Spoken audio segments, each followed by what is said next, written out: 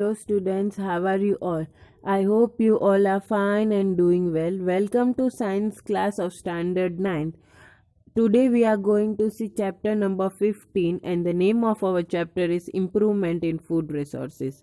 In the previous class we have already seen a few terms of this chapter, why the improvement in food resources are necessary. All the living organisms need food, and why they need food. We need food for carbohydrate, vitamins, fats, minerals, and what are the main sources from which we get food. The main sources by which we get foods are the plants and animals. By eating that food, what are the revolution we need.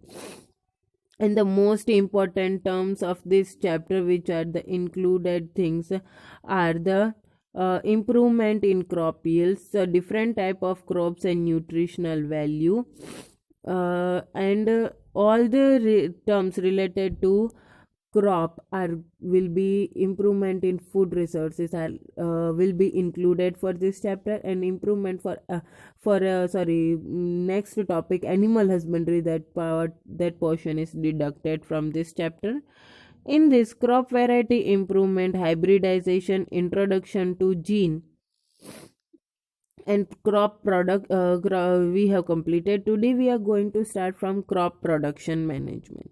In crop production management, what are the how to see its production, what are the criteria to be kept in mind. For that, to choose a choice of farming practices would depend upon the availability of the financial resources. Means all the farmers cannot buy very good quality of the crops, or the all the very good qualities of chemicals and pesticides and all. They have to do by their management. And also what they have to keep in mind, they have to keep in mind the nutrition management. So there are 16 essential nutrients for the plants.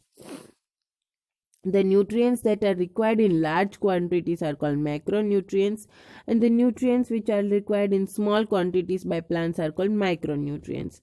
The nutrients which are mostly present in the plants are this carbon, hydrogen, oxygen, nitrogen, and so on. So which are all the names? This all are so much nutritional.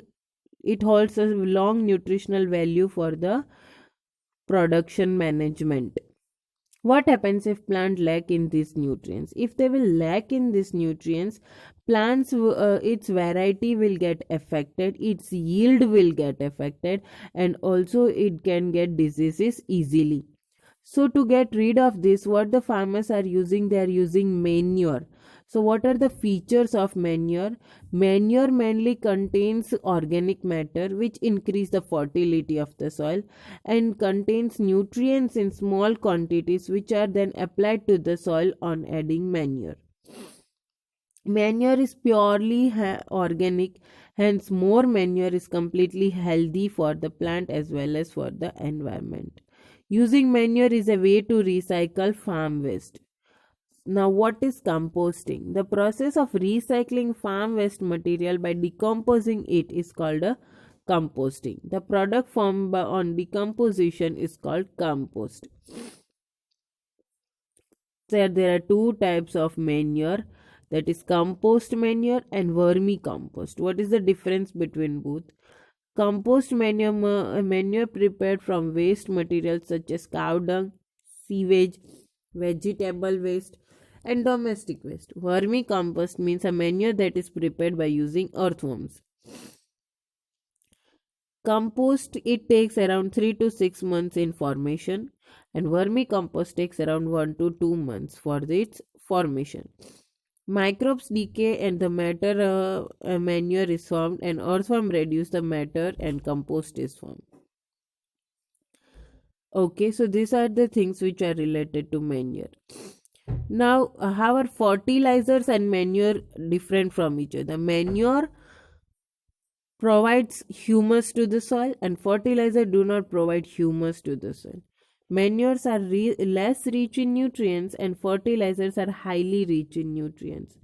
Long term usage of manure leads to the increment in the fertility of the soil, and long term usage of fertilizer can lead to decrease in the fertility of the soil.